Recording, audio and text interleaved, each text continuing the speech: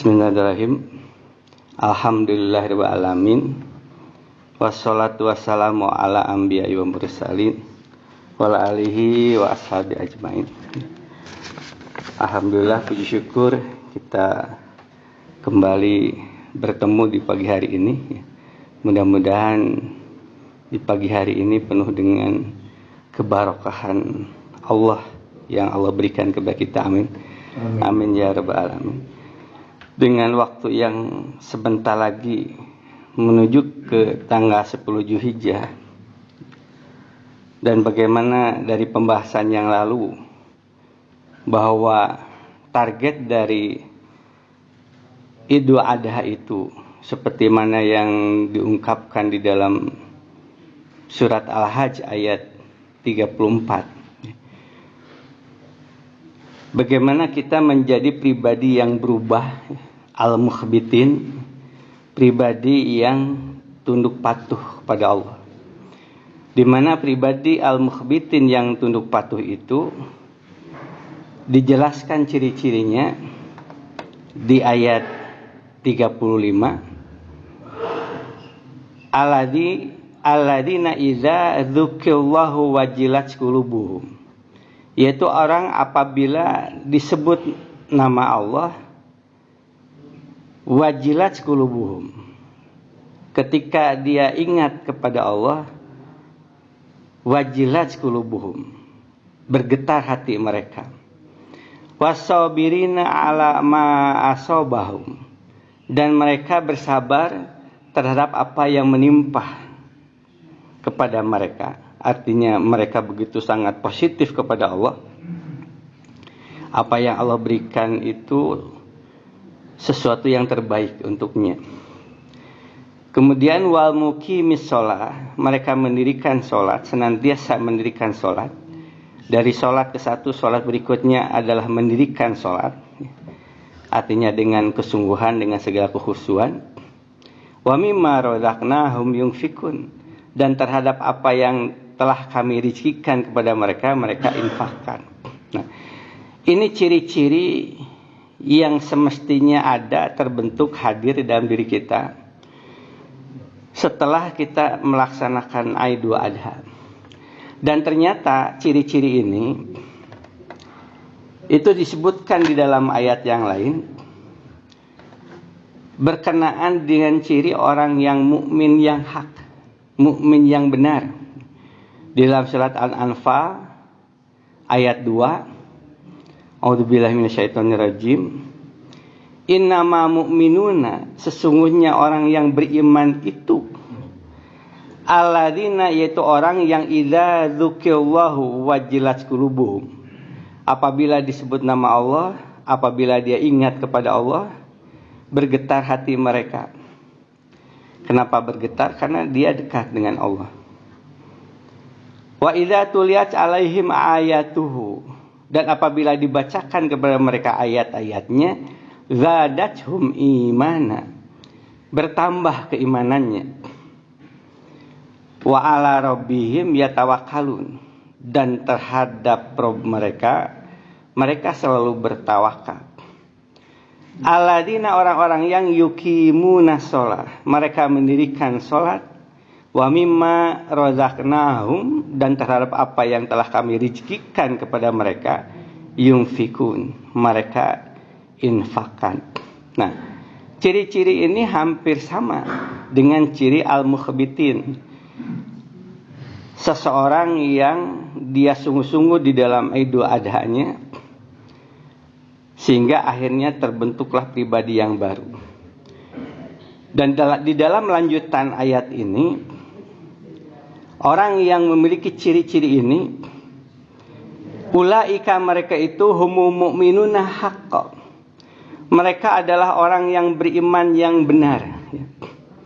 Lahum darajatun inda rabbihim, bagi mereka derajat yang tinggi inda rabbihim, di sisi Rabb mereka. Wa magfiratun, dan ampunan.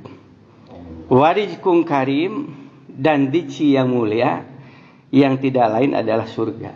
Nah, jadi bagaimana kita di waktu-waktu ini, saat-saat ini, dari mulai 9 Dzulhijjah, 10 Dzulhijjah, 11, 12, 13 Dzulhijjah, dengan waktu yang hanya berapa hari, kita akan terhantarkan pada pribadi mukmin yang hak.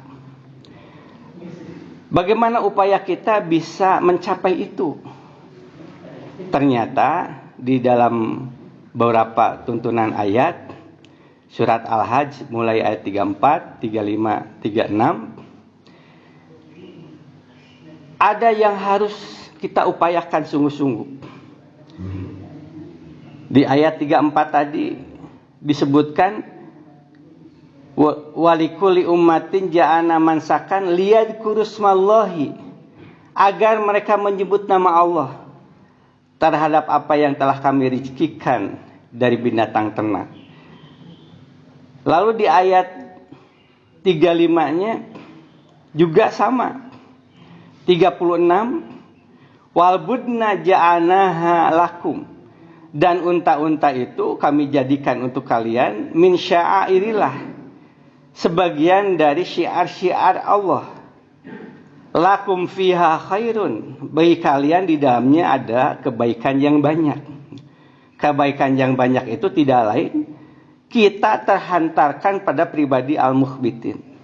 Maka lanjutan ayatnya Allah menyatakan fadhkurusmallahi 'alaiha, maka sebutkanlah nama Allah atasnya, dan seterusnya ayatnya. Nah, jadi dari beberapa tuntunan ayat bahwa ternyata Allah memerintahkan kepada kita pada saat Idul Adha itu, atau saat-saat Idul Adha itu, banyak menyebut nama Allah.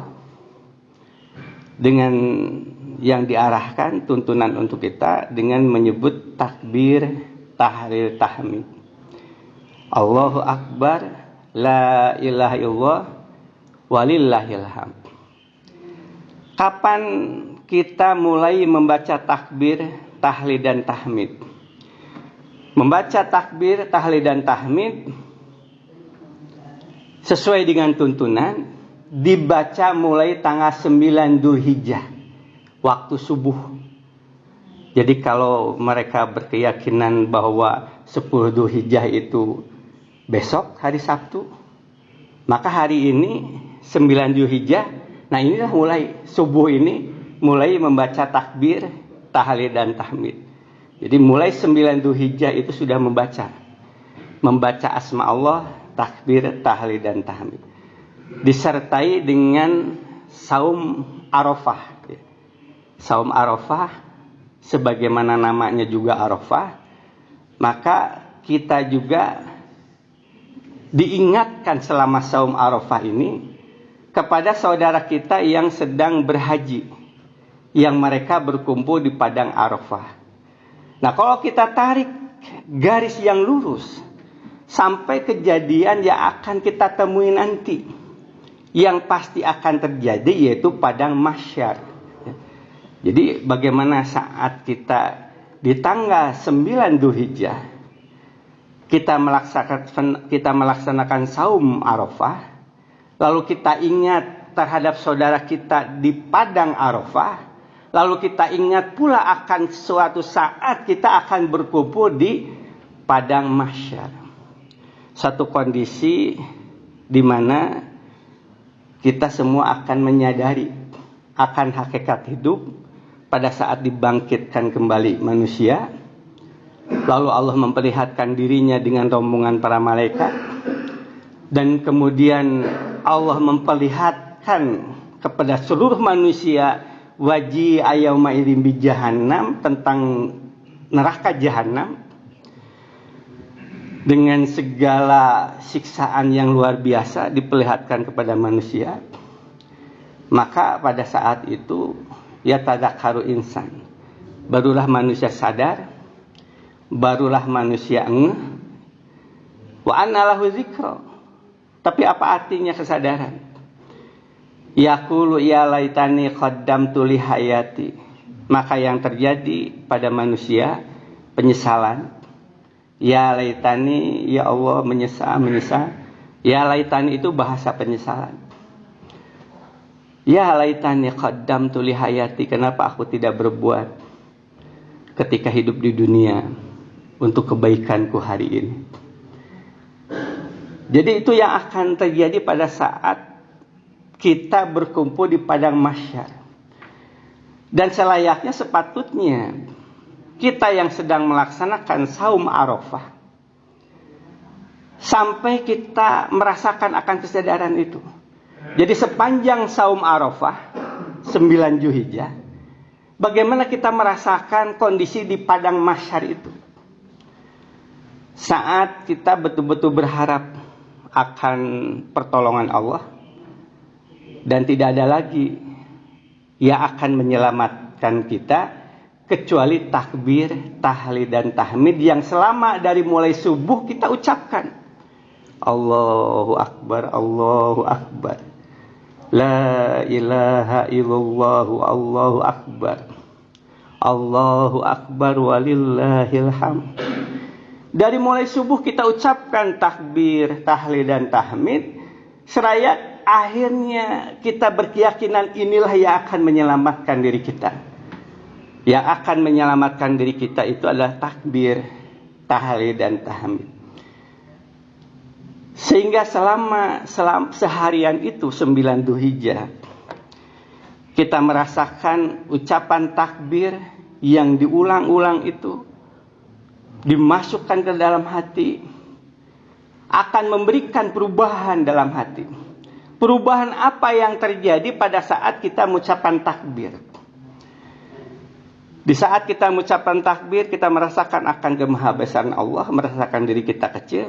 Namun juga pada saat kita ucapkan takbir sesuai dengan tuntunan Al-Quran, walitukabbiruha ala mahadakum, bahwa mengakbarkan Allah itu dengan melaksanakan perintahnya. Walitukabbirullaha, akbarkan Allah dengan apa? Ala mahadakum, dengan hudan yang telah Allah berikan kepada kalian. Jadi artinya ketika kita mengucapkan takbir, kesiapan diri kita siap melaksanakan seluruh perintah Allah. Allahu Akbar, Allahu Akbar. La ilaha illallah. Apa yang terasa pada diri kita saat kita mengucapkan la ilaha illallah? Di dalam surat Al-Hajj ayat 34, Allah juga memberikan satu arahan kepada kita. Fa ilahukum ilahu wahid. Maka jadikanlah Allah itu ilah yang satu. Sesuai dengan ucapan kita la ilaha illallah. Maka bagaimana kita menjadikan ilah yang satu itu, Allah sebagai ilah yang satu itu, falahu aslimu, kepadanya lah berserah diri sepenuhnya. Dan Allah juga memperlihatkan contoh bagaimana sosok-sosok manusia yang berserah diri yang diperlihatkan oleh Nabi Ibrahim, yang diperlihatkan oleh Siti Hajar, yang diperlihatkan oleh Ismail. Nah, jadi saat kita ucapan la ilaha illallah, semakin kita ingin diri kita berserah diri sepenuhnya kepada Allah dalam rangka melaksanakan dengan wujud melaksanakan perintahnya. Walillahil hamd, kita ucapkan hamdalah, tahmid, segala puji adalah milik Allah. Walillah, hanya milik Allah lah alhamdu. Yang itu juga kita ucapkan setiap sholat. Sami Allahu liman hamidah, Rabbana walakal hamdu, ya Rabb kami bagi engkaulah segala puji. Atau ketika kita baca at-tahiyat, at-tahiyatulillah, segala penghormatan hanya milik Allah. Nah, jadi saat kita mengucapkan walillah hamdu, walillahil hamd, bagi engkaulah segala puji, maka kita berusaha untuk menghilangkan segala keinginan mendapatkan pujian yang namanya riya. Karena pujian itu adalah milik Allah. Berulang kali kita ucapkan walillahil hamd, maka semakin terkikislah dalam diri kita keinginan mengharapkan pujian, keinginan mengharapkan penghargaan, penghormatan. Yang ada dalam pikiran kita adalah keinginan kita untuk hanya dinilai oleh Allah, hanya dipunten oleh Allah, hanya mengharap ridho dan pahala Allah, bukan untuk dinilai oleh manusia atau bukan untuk dipuji oleh manusia. Nah, itulah yang terasa dalam diri kita, dan itulah yang akan menyelamatkan diri kita ketika kita berada di padang mahsyar. Nah, besoknya tanggal 10 Dzulhijjah kita sama-sama melaksanakan sembelihan hewan kurban, diiringi dengan bacaan takbir, tahlil dan tahmid, hingga terus berlangsung sampai tanggal 13 Dzulhijjah. Sehingga dengan kekuatan dzikir ini, dengan terus kita mengingat akan hikmah dari ibadah haji, dengan kita mengingat bagaimana keberserah diriannya keluarga Nabi Ibrahim, maka semuanya itu akan membentuk diri kita dengan kekuatan zikir, dengan terus kita menghayati, merasakan bagaimana hikmah dari ibadah haji itu dan keluarga Nabi Ibrahim.